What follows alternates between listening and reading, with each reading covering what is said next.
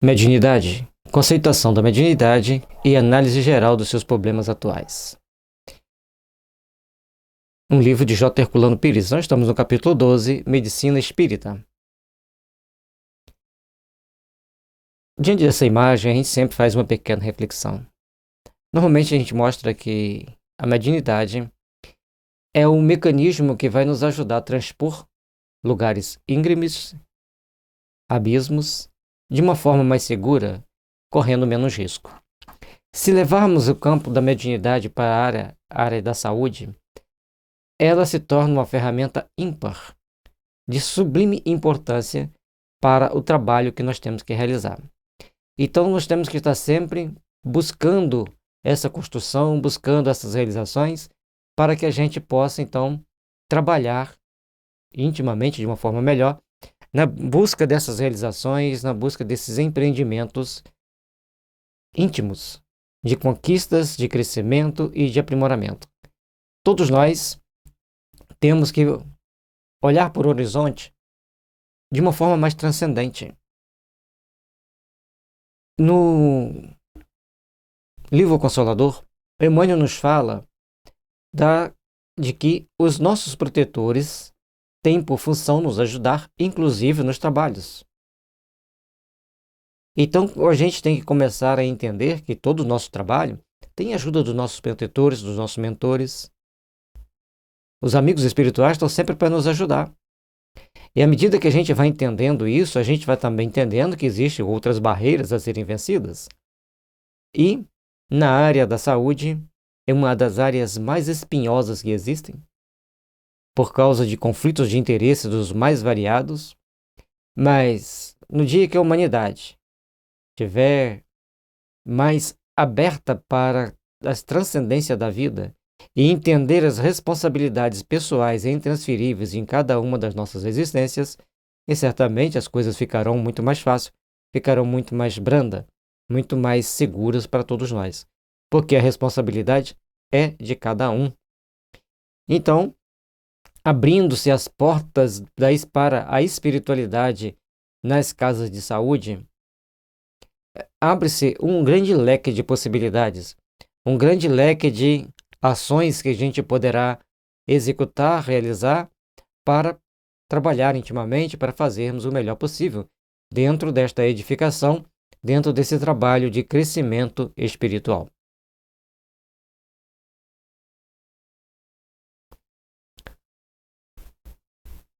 Medicina espírita. A medicina espírita é um processo em desenvolvimento. Começou com Kardec e o Dr. Demure, em Paris, na segunda metade do século passado. As experiências e observações realizadas com médiuns terapeutas na clínica do Dr. Demure figuram, em parte, na Revista Espírita, coleção de 12 volumes dos 12 anos em que Kardec dirigiu e redigiu, praticamente sozinho, os fascículos mensais da publicação por ele fundada. Então nós temos que prestar atenção que Kardec fazia várias experiências. Ele tinha uma mente muito científica, muito observador, e o Dr. Demure ajudava-o nessas observações em sua clínica, e logicamente muitas delas Kardec acompanhava, porque ele era um grande observador. A medicina espírita é uma decorrência natural da natureza e das finalidades do espiritismo, tanto no campo científico quanto no filosófico e religioso. A doutrina espírita se revelou como uma forma de humanismo ativo, destinado não apenas a estabelecer princípios humanistas, mas também a agir no homem e pelo homem, decifrando-lhes os mistérios do corpo e do espírito e proporcionando-lhe os recursos culturais para a humanização do mundo. Aqui, abre-se um leque de possibilidades a mais. As informações que traz para nós é que a medicina espírita tem por finalidade mostrar a natureza do mundo espiritual. E tanto no campo filosófico quanto religioso, a doutrina espírita vem ampliando esse humanismo de uma forma mais ativa E com isso nós temos que aprender a sermos melhores, a termos mais compreensão e a termos mais responsabilidade, porque a vida traz para nós conjunto de atitudes e ações para que entendamos a necessidade de sermos e de estarmos em melhores condições, de auxiliar uns aos outros e em melhor condição espiritual ao retornarmos para o mundo espiritual. E para isso, temos que desenvolver a solidariedade. Os problemas da saúde humana não podiam escapar do seu enfoque universal. Nesse plano, como em todos os demais, Kardec agiu com prudência e sabedoria, pesquisando, observando, estudando e, por fim, orientando. O materialismo dominante nas ciências e na medicina repeliu a medicina espírita. É uma coisa muito estranha, porque o objetivo, conforme Hahnemann definiu e o próprio Hipócrates também definiu, o objetivo de quem trabalha na saúde é restabelecer a saúde das pessoas. Então, temos que ter uma mente bem científica para buscarmos aprender e aprender todas as técnicas possíveis e inerentes ao tratamento para obtermos bons resultados dentro desse conjunto de ações para recuperar a saúde da pessoa. E por que às vezes tanto empecilho, tanta dificuldade das pessoas abrirem uma janelinha para a espiritualidade, uma janelinha para o transcendente? E o pior é que o número de pessoas que são muito materialistas é pequeno, talvez uns 2 ou 3%. Mas eles usam argumentos estruturais que desarticulam todos os outros e, de alguma forma, os outros não enfrentam aquela situação. Por enquanto, vai chegar o momento que precisará abrir-se as portas para uma reestruturação da saúde humana dentro dos princípios transcendentes da espiritualidade. Kardec, por sua vez, sobrecarregado com os múltiplos encargos doutrinários, não teve tempo para cuidar especificamente desse problema e da pedagogia, 2 campos em que militou com sucesso, tendo suas obras adotadas pela Universidade da França. Não deixou o Tratado de Medicina Espírita e de Educação e Pedagogia Espírita que desejava elaborar. O interessante aqui que vem mostrando para nós que Kardec tinha muitos conhecimentos. Era uma pessoa que tinha muitas outras informações, além daquelas que nós estamos acostumados a ouvir sobre Kardec. Então, tinha algo mais. Dentro desse algo mais estava a pedagogia espírita que ele queria colocar para nós. Não deu tempo de ele colocar conforme desejava, embora foi notório na pedagogia do Livro dos Espíritos e do Livro dos Médiuns, quando ele vai trazendo para nós um conjunto de informações que vão pegando da base do conhecimento para chegar ao conjunto mais complexo, mais amplo daquela filosofia que ele estava trabalhando, que ele estava trazendo para nós. E aqui vem a parte da medicina espírita e da pedagogia espírita que o Herculano mostra que ele começou, mas não teve tempo de terminar. Completada a obra da codificação do Espiritismo, lançou-se ao campo das aplicações doutrinárias, segundo as suas próprias palavras, com a elaboração do livro A Gênese, de importância fundamental nos 3 campos fundamentais do Espiritismo. Mas deixou, com a Gênese, um modelo do que ele chamou aplicação dos princípios e dos dados do Espiritismo às diversas áreas da cultura. Então nós temos que fazer essa observação, procurarmos entender que dentro desse aspecto da cultura espírita, ele conseguiu trazer para nós um molde de racionalidade para que a gente consiga entender que tudo tem sua contraparte transcendente. E um detalhe importante é que ele foi dedicar muito do seu tempo na aplicação da parte doutrinária. Checar, mesmo no tete-a-tete, aquilo que ele falava com aquilo que ele fazia. Como médico, pouco sabemos de suas atividades, a não ser o que informa em ressalce seu contemporâneo e amigo, e posteriormente as pesquisas e a esquematização notável da vida do codificador no livro Vida e Obra de Allan Kardec. Seu interesse pelo espiritismo o afastou de todas as demais atividades, como do cargo de diretor de estudos da Universidade de France. Então, em cada etapa, em cada processo do trabalho dele, ele sempre se destacava. Tudo que ele pegava para fazer, ele era uma pessoa notável. E dentro dessa notariedade, ele tinha um cargo dentro da Universidade de França, como diretor de estudos, escreveu vários livros pedagógicos, principalmente na área da matemática e astronomia, e ele abandona essa parte para dedicar exclusivamente ao espiritismo, mostrando o caráter missionário desse homem notável. Cabia-lhe iniciar no mundo as pesquisas científicas dos fenômenos mediúnicos, o que fez com critério invulgar e plena abnegação. Charles Richer, diretor da Faculdade de Medicina da Universidade de França, Prêmio Nobel de Fisiologia, prestaria mais tarde uma homenagem a Kardec, reconhecendo no Tratado de Metapsíquica o critério científico de Kardec, que jamais expusera questões ou elaborara princípios que não se baseassem em rigorosa pesquisa. Então, o próprio Charles Richer reconhece o trabalho dele. Quando ele vai estudar a metapsíquica, foi um grande estudioso da metapsíquica, deixou livros e um grande trabalho que vimos lá nos capítulos iniciais sobre Charles Richer. Então, ele deixa lá o seu reconhecimento e mostra a importância do trabalho de Kardec para os tratamentos, para várias etapas do entendimento da vida humana, principalmente no tratamento da saúde. Apesar desse início promissor, a medicina espírita não conseguiu avançar como devia, em virtude das barreiras que contra ela levantaram todas as forças dominantes na época, científicas, filosóficas, religiosas, num verdadeiro conluio, em que se destacaram os elementos clericais e os médicos com as suas sociedades profissionais e científicas.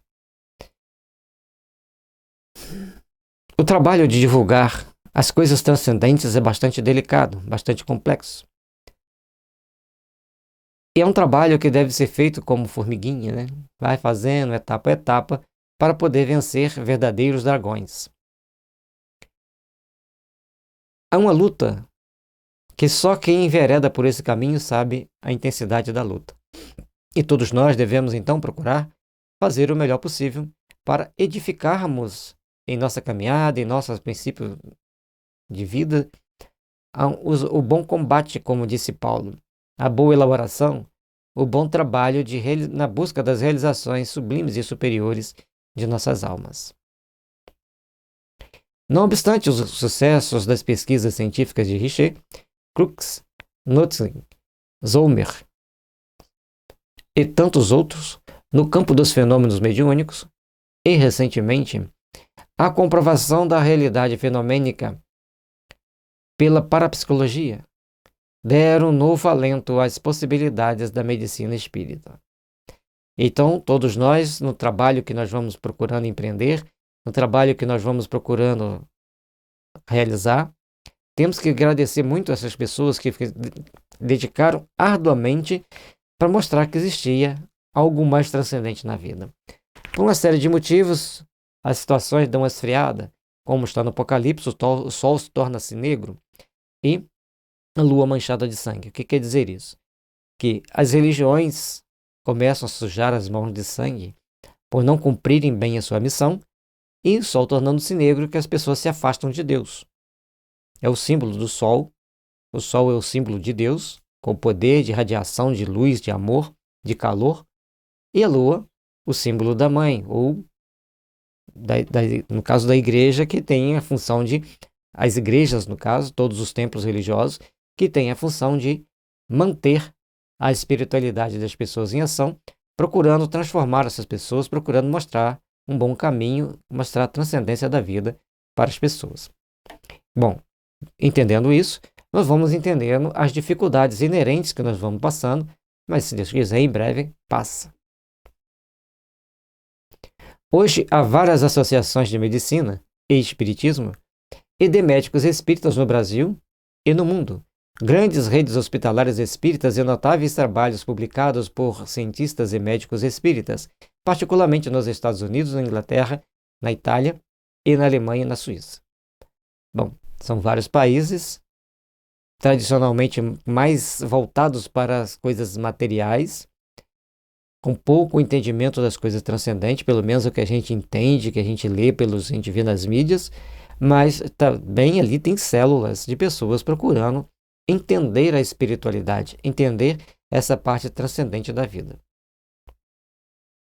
O interesse das ciências soviéticas também se manifestou apesar das objeções ideológicas e o Dr. Vladimir Raikov, da Universidade de Moscou, projetou-se mundialmente como investigador dos fenômenos mediúnicos através da parapsicologia, interessando-se especialmente pelo problema da reencarnação sob a hábil designação de reencarnações sugestivas, como ocorrências de tipos psiquiátricos que precisam ser esclarecidas. Bom, para quem não sabe, os soviéticos foram inventores de muitas inovações que nós temos. As coletadeiras automáticas, o telefone celular, o helicóptero e tantas outras. São mais de 20 invenções. Quando eles vão para inventar alguma coisa, eles têm uma capacidade, uma habilidade muito grande de inventar, de criativo. São muito criativos, são muito técnicos, muito observadores e muito capazes de fazer essas transformações. Portanto, pena que em um dado momento a ideologia daquele momento tentou colocar uma barreira e não sabemos atualmente se eles continuaram aqueles estudos. Se continuassem, trariam para a humanidade um grande benefício, porque certamente teriam pessoas com competência necessária para descobrir o que nós precisamos descobrir. Nos países da órbita soviética, o interesse cresceu de maneira surpreendente. Na Romênia, chegou-se a criar uma nova corrente científica designada de psicotrônica, mas que, na verdade, não passa de parapsicologia disfarçada para escapar aos preconceitos materialistas já levantados contra a ciência de Heine e McDougall. Bom, gente, sempre que falam em algo mais transcendente, assusta. Principalmente os políticos, que eles começam a lembrar que eles têm um espírito que vão prestar contas a Deus ou um ser superior, e aí isso incomoda-os muito e deixa-os transtornados na maioria das vezes. Então, sempre que possível, eles tentam colocar uma barreira. Tudo vai passar um dia. Então, nós vamos continuando os nossos estudos, fazendo nossa divulgação. À medida que as pessoas vão se tornando mais espiritualizadas, também os políticos, também os médicos, também os cientistas vão se tornando mais espiritualizados. Então, trabalha de fórum íntimo com cada um de nós para que todos possam entender esse fator transcendente. A maior conquista dos soviéticos neste campo foi a descoberta científica e tecnológica na famosa Universidade de Kirov, na União Soviética, da existência do corpo bioplásmico, das plantas, dos animais e do homem. Esse corpo, que corresponde em estrutura e funções plenamente ao perispírito, ou corpo espiritual do espiritismo, que representa uma revolução copérnica na biologia e na medicina. Uma pena que os estudos não foram dados continuidade, que uma descoberta tão importante como essa, certamente se nós tivéssemos levado em conta esse corpo perispiritual ou bioplásmico, no momento atual nós estaríamos passando por essa pandemia. Primeiro, porque os homens já teriam tomado mais consciência de que são espíritos imortais. Depois, usando a homeopatia para tratar exatamente esse corpo bioplásmico, você vai produzir efeitos muito mais importantes, vai trazer à tona resultados muito mais palpáveis. Com isso, a gente tem uma constante melhoria de tudo na nossa vida, de tudo na nossa existência. Infelizmente, o Estado interferiu na questão e as pesquisas foram suspensas por questão de segurança ideológica do Estado soviético. Apesar disso, o livro de Sheila Ostrander e Lynn Schroeder, da Universidade de Princeton, nos Estados Unidos, lançado por essa universidade e posteriormente pela editora Bentham Books, de Nova York, contendo entrevistas comprobatórias dos cientistas responsáveis, continua a circular no Ocidente. Então, todo o trabalho que foi feito não foi perdido, tudo que foi descoberto não foi perdido, não foi totalmente perdido, porque existe o o livro circulando, até a gente tem que procurar, para a gente conseguir ter mais informação de que eles conseguiram, até onde eles conseguiram chegar.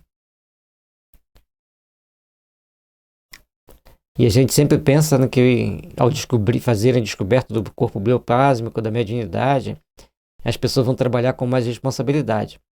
Mas quais espíritos vão estar sintonizados com essas pessoas e o que eles querem para a humanidade é realmente o que o Cristo quer? De repente, por ter ficado esse ato de pesquisa paralisado, não tendo feito nenhuma pesquisa, é até mesmo para nossa própria proteção. Os cientistas revelaram a sua convicção de que esta descoberta abre novas perspectivas para as ciências e, particularmente, para a medicina, pelo que foram punidos.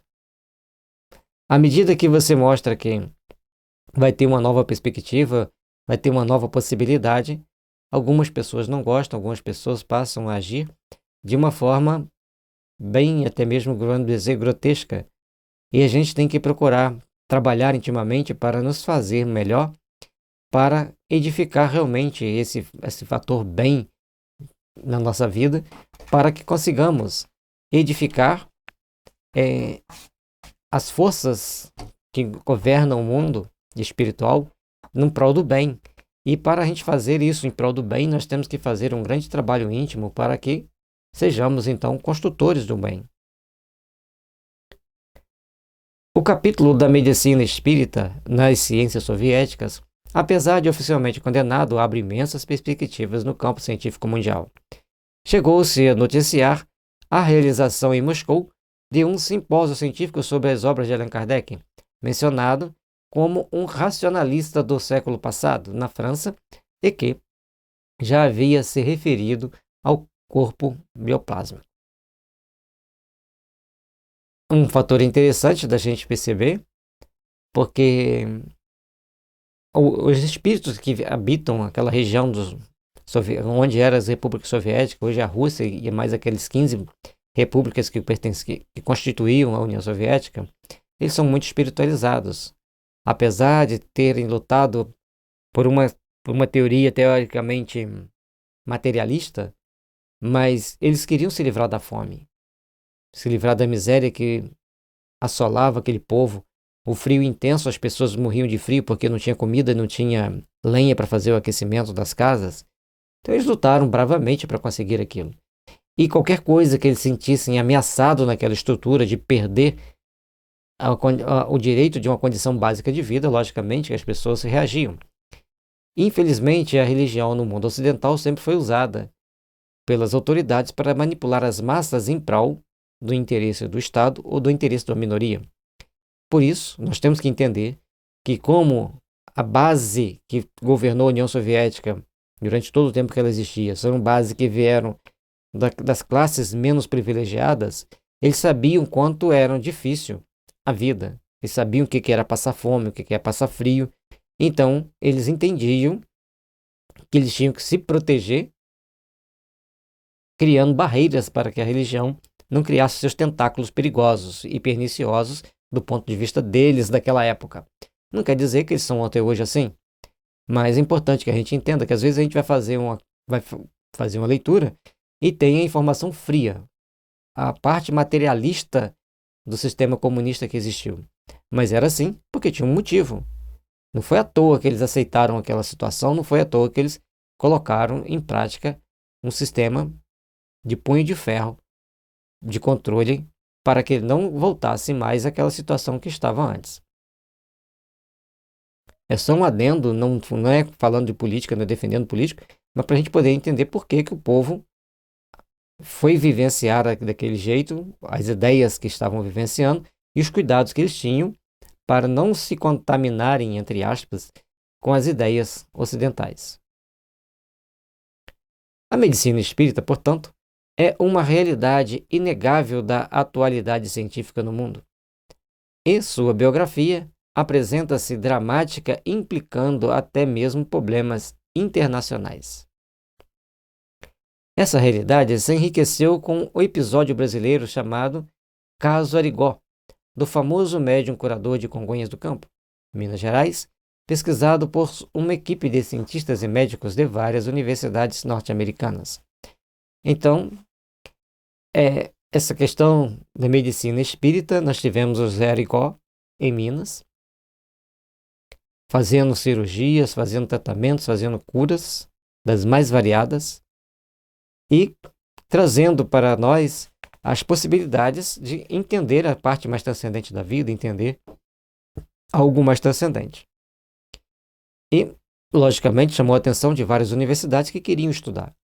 Então, em todos os meios, tem aqueles que querem estudar, querem entender. As pesquisas provaram a existência real de diagnósticos, curas de doenças incuráveis, casos como o de câncer desenganados e intervenções cirúrgicas sem asepsia nem anestesia de qualquer espécie. Arigó foi caluniado após a sua morte acidental por autoridades eclesiásticas como charlatão, mas consagrado pelos cientistas como um dos maiores casos de mediunidade curadora do mundo. Então, os eclesiásticos, padres e pastores, jogaram muita pedra nele, condenando as ações dele, fazendo várias acusações indevidas, mas os cientistas viram que ele tinha uma mediunidade esplêndida de cura. Recentemente, nós pudemos tomar conhecimento de Saitya Sai Baba, que fazia curas maravilhosas na Índia, e ele viveu longos 87 anos.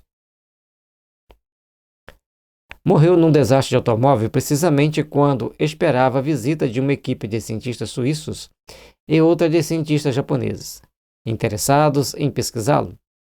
Tivemos em mãos os pedidos de licenças dessas equipes, tendo Arigó nos convidado para ajudá-lo na recepção dos pesquisadores que deviam permanecer várias semanas em Congonhas do Campo. Interessante, né? Na semana que ele ia receber o cientista suíço e japonês, ele sofre um acidente e morre.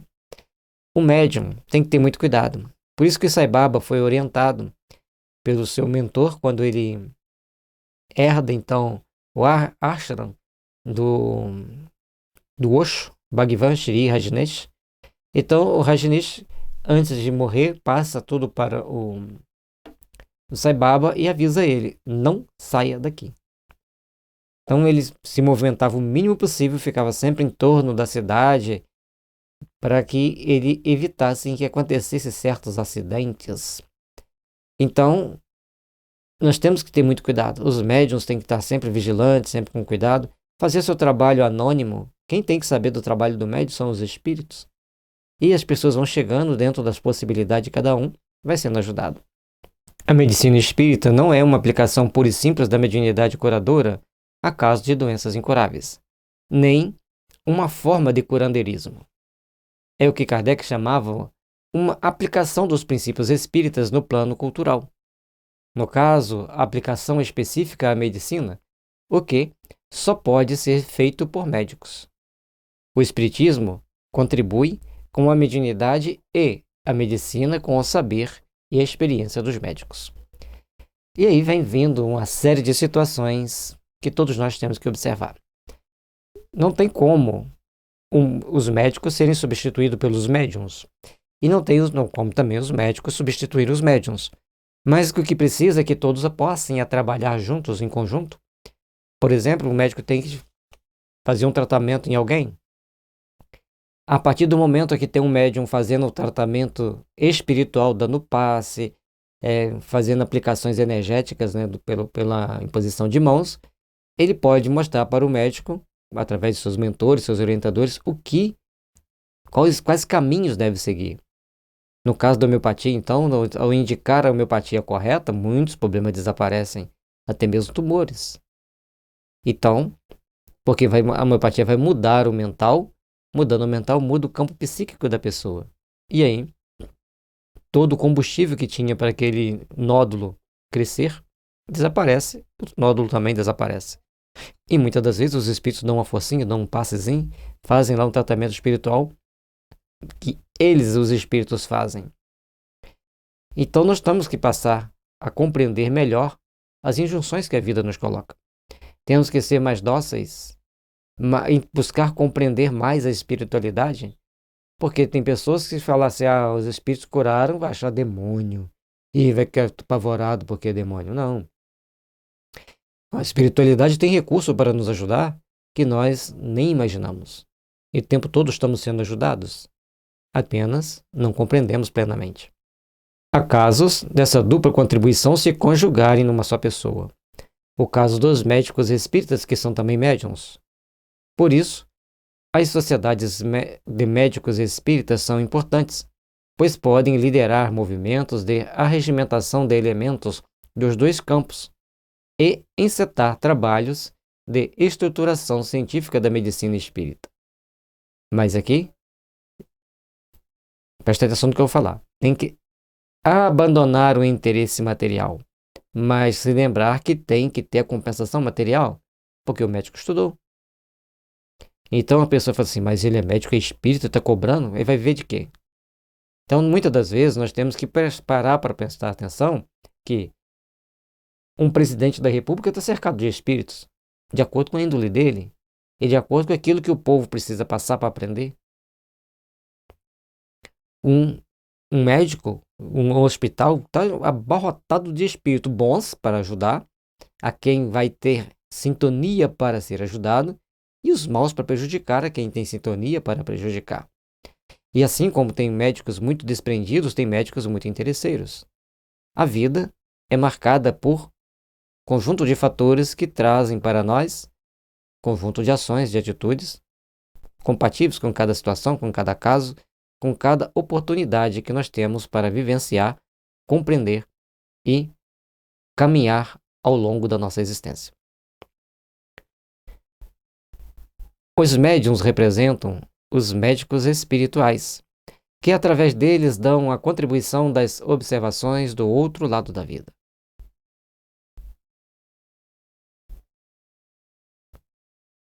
Os médicos representam a medicina da atualidade e procuram estabelecer as ligações necessárias para um esforço comum em benefício da humanidade.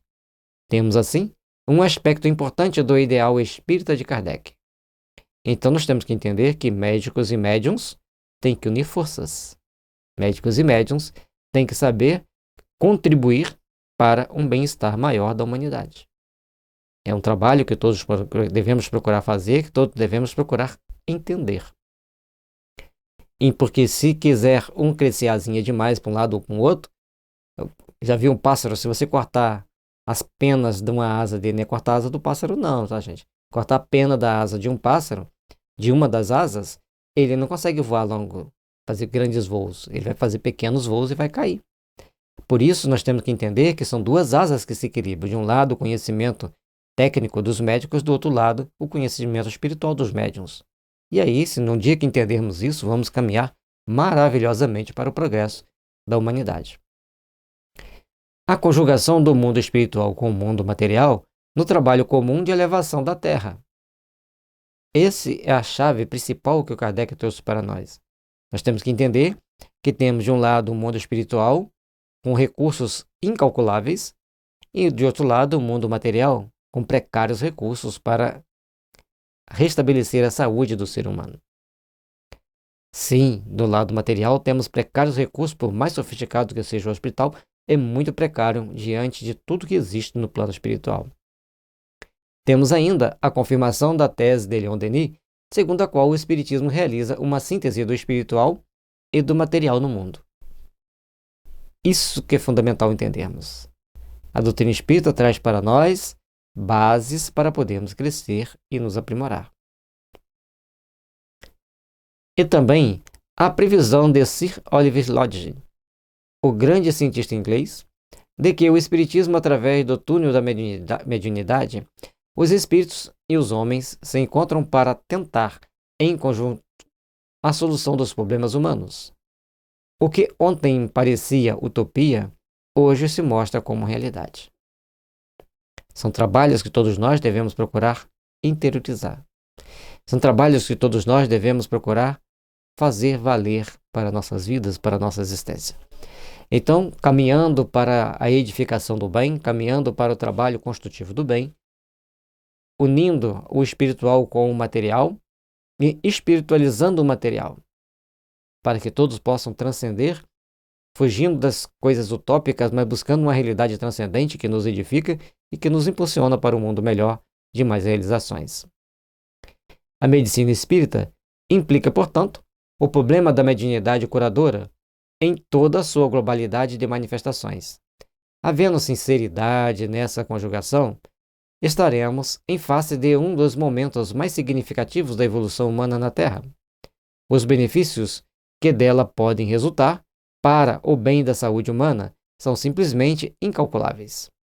Caberia à Sociedade de Médicos Espíritas de São Paulo estabelecer esta iniciativa cada vez mais necessária.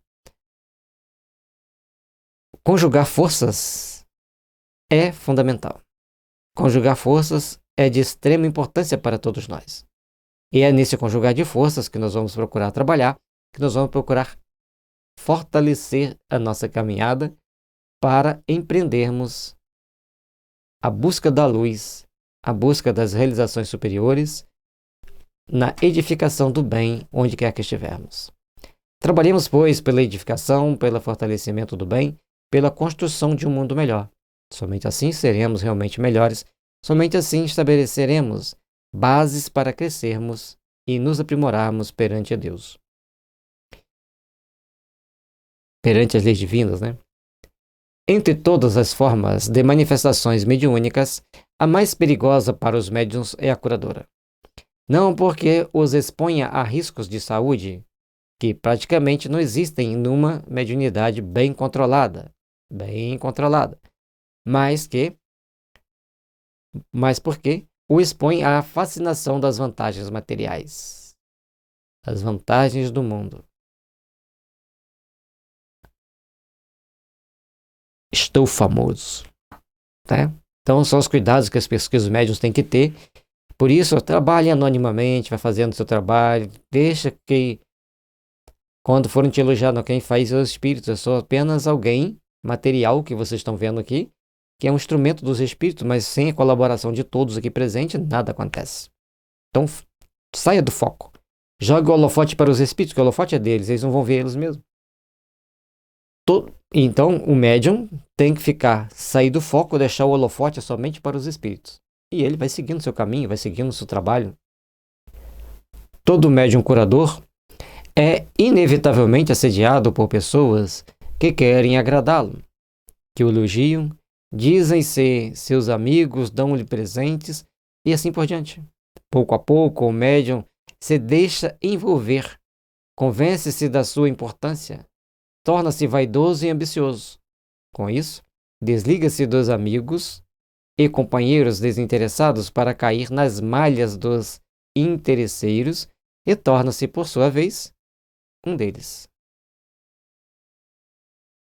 Esse é o perigo que existe não só nos médiuns, mas também nos políticos, nos médicos, em todos. Todo segmento humano nós temos que ter cuidado com os lisonjeadores. Vem lisonjeando, elogio, para tirar algum benefício próprio, para conseguir alguma coisa para si mesmo, e colocam aquela pessoa tendo uma grande importância, aguça a vaidade, a ambição, e depois tentam dar uma rasteira, tirar daquilo da pessoa. Então, nós temos que procurar entender isso, entender como cada um se liga e se desliga de amigos indesejáveis, para sabermos não nos tornarmos mais um interesseiro no caminho, e sermos e nos guardarmos para os propósitos superiores da nossa iluminação espiritual. Os laboratórios lhe oferecem comissões no receituário dos seus produtos. Todas as facilidades vão se abrindo para ele e, se não tiver em conta os princípios da moral mediúnica, em breve se transformará num explorador do próximo, a quem deve auxiliar com desinteresse. O meio espírita conhece muitos desses casos dolorosos, em que excelentes e humildes médiuns curadores acabaram traindo-se a si mesmos. Aí, no caso hoje, a gente não pode falar receituário, tem que falar orientação ou indicação, por causa da lei. Alguns remédios não se podem passar, então não vai ter mais esse assédio dos laboratórios. Mas terão outros assédios. Como, por exemplo, vamos industrializar suas fórmulas quando se trata de fitoterapia. Mas já quando se usa a homeopatia, já foge desse princípio. Porque a homeopatia é universal. Qualquer farmácia homeopática vai te fornecer o remédio. Então, não tem mais esse princípio ali. Por isso a importância da homeopatia. E principalmente porque ela trata essencialmente o perispírito. Ao procurarmos desenvolver a moral mediúnica, vamos saber que temos responsabilidades perante o nosso espírito imortal e perante a vida que virá depois. E se fizermos errado aqui, como médiums, é bem mais complicado do que quando erramos com outros fatores, com outras situações. São muito variados os tipos de mediunidade curadora, desde o simples passista e o receitista, o vidente diagnosticador, até o operador. O médium cirurgião, que tanto pode agir com instrumentos ou apenas com imposição de mãos, ou ainda os que praticam a cirurgia simpatética, um dos fenômenos mais estranhos e complexos de todo o fenomenismo paranormal.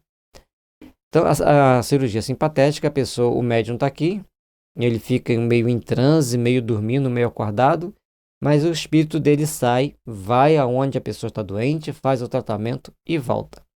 Sai Baba fazia muito disso, Eurípides Barçanufo também fazia muito disso.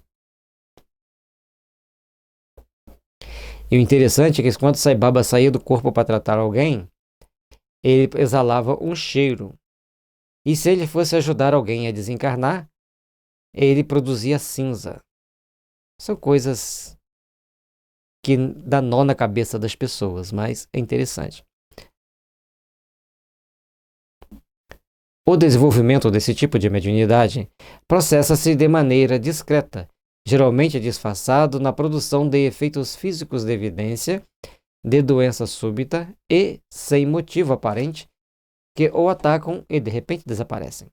Tem-se a impressão não raro de casos de obsessão. Na verdade, o médium está sendo submetido a uma espécie de experimentação de suas possibilidades psicofísicas e de preparação para suas futuras atividades. Então, o desenvolvimento da atividade da mediunidade curadora tem dor de cabeça, aparece e some determinadas situações, aparece e some determinadas ações e atitudes, e todos vão procurando aprender a trabalhar com ela, cada um a seu jeito, cada um a seu modo. É necessário, então, que todos nós procuremos fazer um trabalho íntimo de realização do nosso espírito, que todos nós procuremos fazer uma interiorização de valores para procurarmos construir, nas bases do amor e da paz, os caminhos que nos conduzirão ao Pai. Façamos, pois, por onde sermos melhores. Façamos por onde sermos bons trabalhadores cristãos, para podermos ser bons médiuns ou sermos bons auxiliares dos médiuns. Às vezes eu não sou médium, mas tem um médium perto de mim que precisa dos meus conhecimentos para eu proteger. Olha, fulano não faz isso. Fulano, cuidado com essa pessoa te elogiando demais. Então, a partir do momento que nós estamos dentro de um conjunto de trabalho, nós temos que saber como nos portar. Se vocês observarem, os artistas têm os seus assessores de imprensa, aqueles que vão avaliar que tipo de resposta eles podem dar para determinados assuntos. É uma equipe de assessores de imprensa. Lógico que eles têm dinheiro para isso, mas nós temos que ter voluntários que avaliem que tipo de resposta podemos dar, e o médium tem que ter humildade de debater antes com a sua equipe para depois responder. Tem isso também. Se você for ver as grandes autoridades, eles têm conselheiro de segurança, conselheiro de Estado, conselheiro disso, conselheiro daquilo. Eles têm uma equipe. Os presidentes das grandes nações, eles têm os conselhos de economia, de segurança, das mais variadas. E essas pessoas vão angariando as informações dentro daquele campo de pesquisa que é inerente àquela equipe para levar para o presidente uma síntese para que ele tome as atitudes e as decisões mais pertinentes à necessidade do Estado. Assim, nós temos que trazer para dentro da casa espírita a ideia de corporativista. Todos nós fazemos parte da casa espírita, da doutrina espírita, então a responsabilidade de todos. Para nossa segurança, vamos trabalhar com mais coletivismo entre nós. Anésio Siqueira, famoso na década de 30, sofreu grave enfermidade que levou-o à proximidade da morte. Os médicos o desenganaram, de repente recuperou-se e começou a fazer curas. Não conhecia o espiritismo e nunca o aprendeu. Dava passes fumando o cigarro entre os dedos e realizou curas espantosas, tanto espirituais, que no caso da desobsessão, quanto materiais. E hoje a gente fala assim, o médium não pode beber, o médium não pode fumar. Logicamente, conforme ele disse ali, o médium não era espírita, não conhecia o espiritismo. E ele fazia os tratamentos dele. Era aquilo que ele sabia fazer. Não tinha um tio-avô que fazia curas maravilhosas com imposição de mãos, com as suas orações. E aquilo que ele não daria conta dessa forma, com a oração e com a imposição de mãos, ele tinha um irmão que fazia chás. E os chás tomava e melhorava. Conjugava a oração e os chás. Então nós temos que reaprender a conjugar forças para obtermos resultados maiores. Agora ele produzia, no caso esse tio que fazia as curas, ele produzia algumas curas assim, fora do normal, fora dos parâmetros que nós temos de entendimento conforme a nossa vida aqui, no nosso dia a dia. José Arigó, roceiro, já na infância via e ouvia os espíritos, na adolescência começou a sentir terrores noturnos, foi perseguido por visões assustadoras. Na juventude era católico, empolgando-se pelo ideal de pureza e santidade, e ouvia vozes que lhe aconselhavam a castidade. Ao entrar na maturidade, casou-se e passou por uma fase de equilíbrio em que se mostrava despreocupado, alegre e brincalhão. Um dia teve de socorrer um amigo que se havia engasgado. Então, aqui a questão que ele coloca, Zé Arigó nasceu no campo, né, na roça, num sítio, por isso que ele coloca ali roceiro, não roceiro no sentido pejorativo, mas no sentido de que ele era uma pessoa da roça, uma pessoa simplória, muito simples, integrante de uma grande família, sem grandes poderes aquisitivos, e passou por todos aqueles caminhos que um bom médium passa, até que ele tem o seu momento de despertar o dia que o amigo engasga. Começou a sua espantosa mediunidade cirúrgica, e com ela, todos os problemas de um homem que era procurado por doentes das mais diversas moléstias e a todos queria atender. Guiado por um espírito extraordinário, autoritário, mais generoso, que se dizia médico alemão Dr. Fritz, morto na Primeira Guerra Mundial, tornou-se ríspido, exigente, de uma franqueza rude, dando a ideia de um novo João Batista que surgia na cidadezinha arcaica e carismática de Congonhas do Campo. A questão da mediunidade é muito complicada exatamente por causa dessa questão do espírito. E aí, o espírito se diz um médico alemão e começa a agir de forma muito ríspida, uma sinceridade que machuca. Mas ele fez o papel dele, fez o trabalho dele. Então, muitas das vezes a gente quer fazer o julgamento, fala assim, nossa, como que ele agiu desse jeito? Por que que ele agia dessa forma? Tem um motivo. Os espíritos não agem daquela forma por acaso. Cada um tem as suas características, cada um tem as suas condições. Uma vez eu estava ouvindo uma entrevista de um zagueiro que jogou no Internacional de Porto Alegre, era um chileno, e foi considerado por muito tempo um dos melhores zagueiros do mundo. E certa vez ouvindo o comentário de um atacante, ele falou assim, jogar contra o Internacional era um problema sério, porque o Figueiredo era mau. Ele dava cotovelada, ele dava picotinho no tornozelo, e então ele batia, dava soquinho na costela dos jogadores. Então ninguém queria chegar perto dele. E ele tinha os trejeitos de bater sem ser visto. Hoje tem o VAR, né?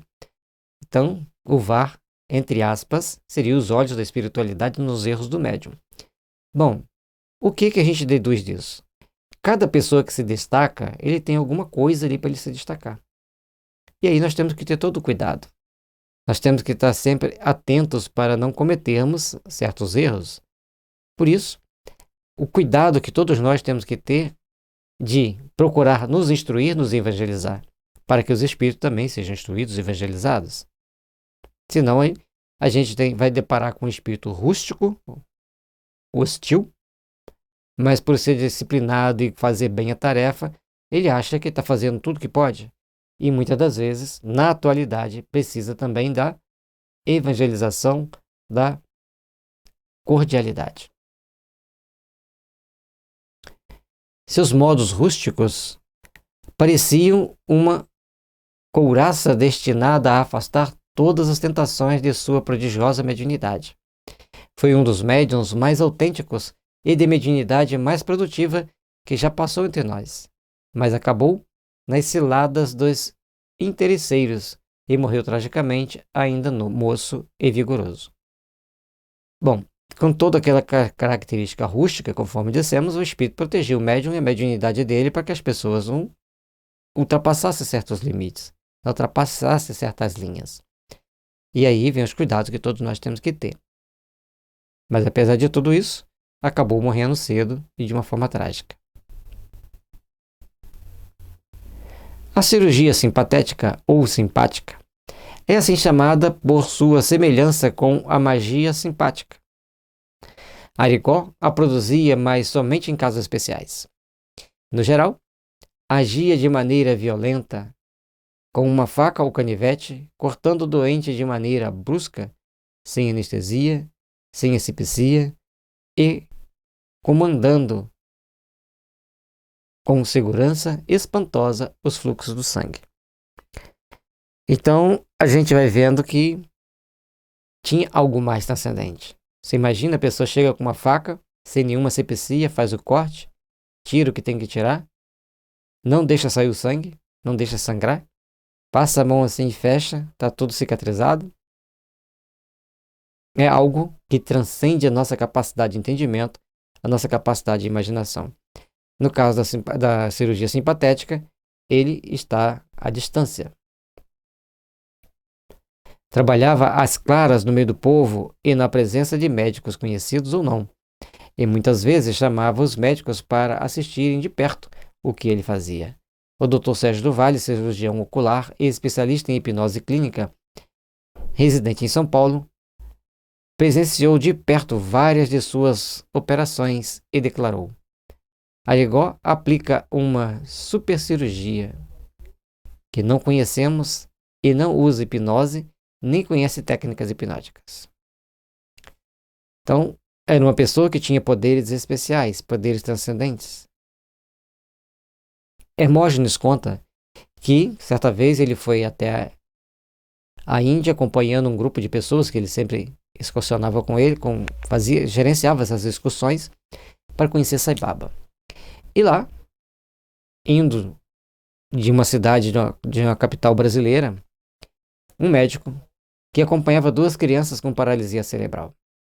E ao chegarem, ele falava em inglês, mas traduzindo, ele olhou para uma criança e falou: que bom que você veio até Baba, você está reencarnado no Brasil. Que prazer para você estar reencarnado no Brasil. Isso é de grande importância para a sua melhoria, para o seu crescimento espiritual. Baba está feliz que você veio vê-lo.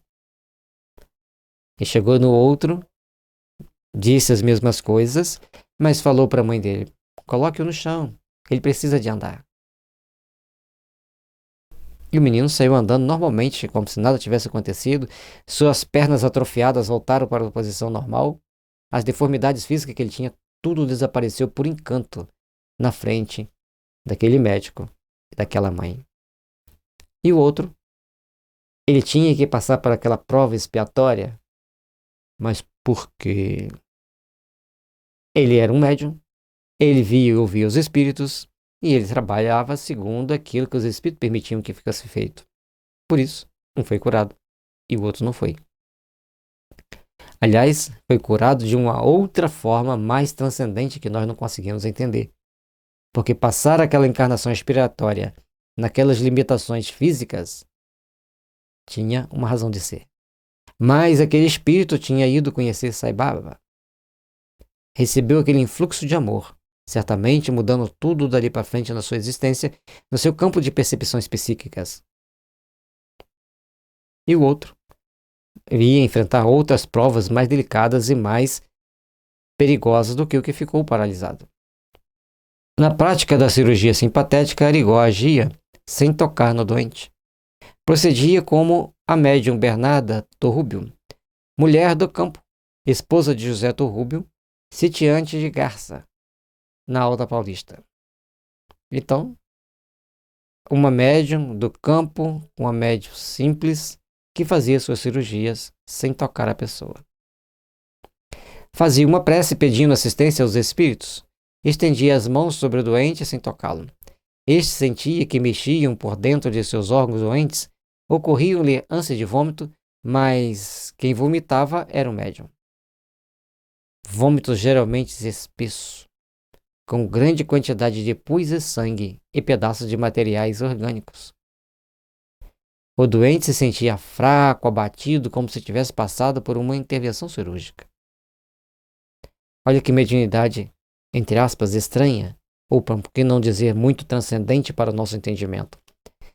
Ela dava o passe, assimilava da estrutura psíquica do médium aquelas substâncias deletérias, materializava e vomitava. Algo muito transcendente, muito mais além do que a gente possa imaginar. As dores internas confirmavam essa impressão. Durante uns poucos dias as dores continuavam, mas logo começavam a diminuir e desapareciam. A recuperação era rápida e total.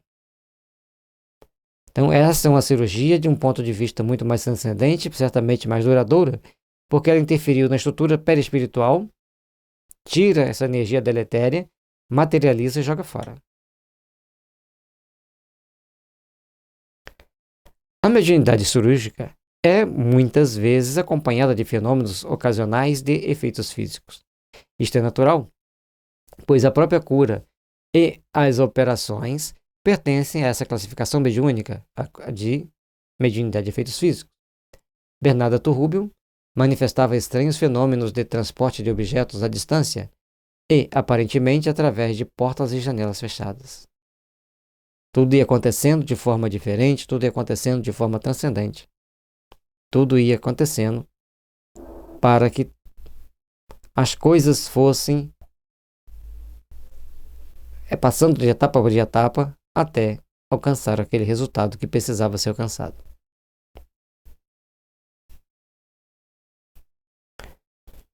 Em reunião com Urbano de Assis Xavier, em Marília, houve notáveis ocorrências dessa natureza inteiramente inesperadas. Nas pesquisas parapsicológicas, esses fenômenos se confirmam. O professor Heine fez decisivas experiências com animais para evitar o problema da sugestão e conseguiu êxitos comprobatórios dentro de todas as exigências metodológicas científicas.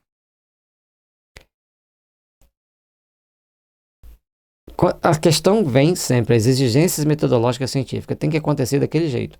Alguns vão conseguir, outros não vão, por causa da transcendência dos fatos. Mas Heine fez várias pesquisas dentro da exigência de metodologia científica e não foi tão respeitado, não foi tão aceito, não foi tão valorizado. As pesquisas de Gelle e Hoste na França mostraram que em todas essas ocasiões existe emanação de ectoplasma. Gelle chamou de controladores os espíritos que agem nessas ocasiões, provendo e regulando a saída de ectoplasma do organismo mediúnico. Nas experiências soviéticas, os cientistas consideram o ectoplasma como energia radiante emitida pelo perispírito ou corpo espiritual do médium. Então tem várias situações que vai produzir o fenômeno físico, conforme o ectoplasma. E certa vez eu vi um médium dizendo que o que faz a cura é o mioplasma. E mioplasma você não vai produzir efeitos de, por exemplo, fazer essa caneta flutuar.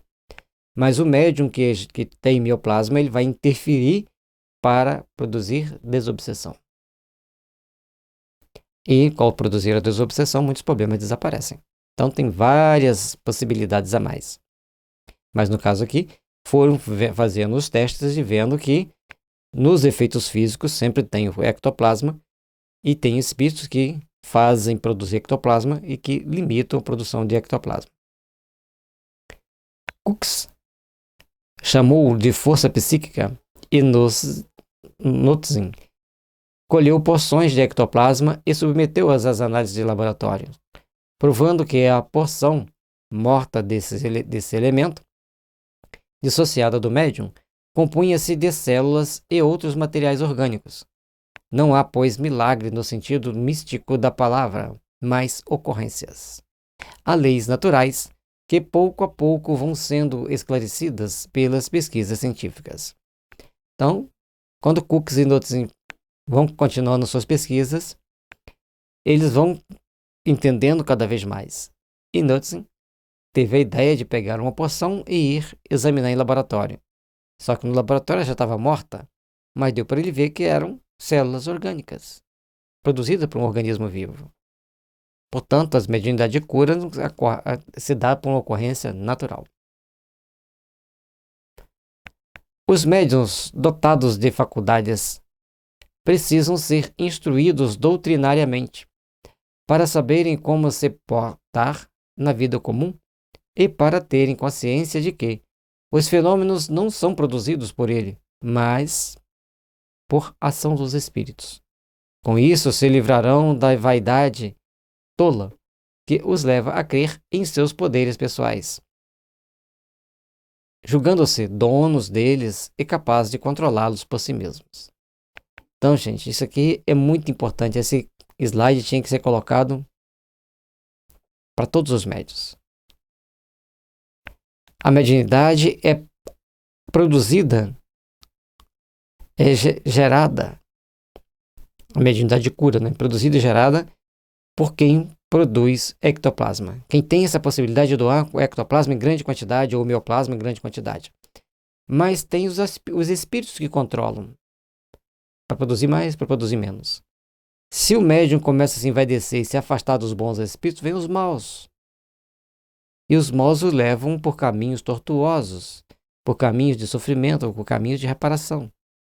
Então, a grande necessidade que nós temos de fazermos as devidas reflexões, de procurarmos entender como devemos agir e interagir com cada uma das situações que estão diante de nós.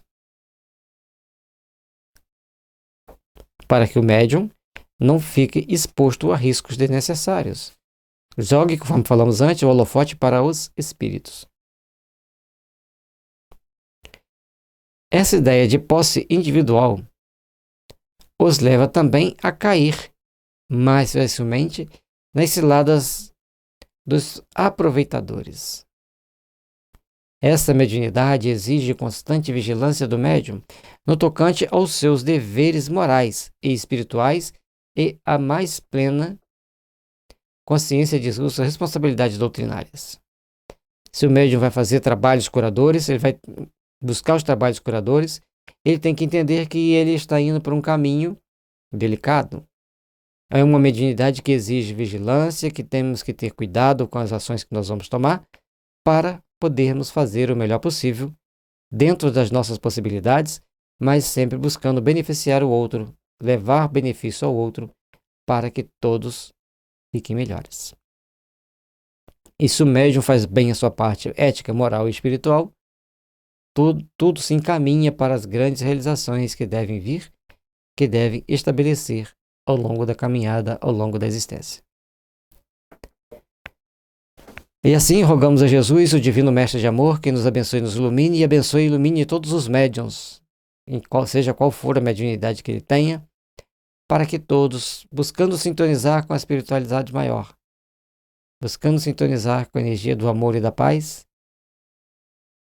busquemos todos juntos a construção de um mundo melhor, um mundo de paz, de fraternidade e de luz. Mediunidade, conceituação da mediunidade e análise geral dos seus problemas atuais. E acabamos de fazer o estudo do capítulo 12, Medicina Espírita, texto de J. Herculano Pires.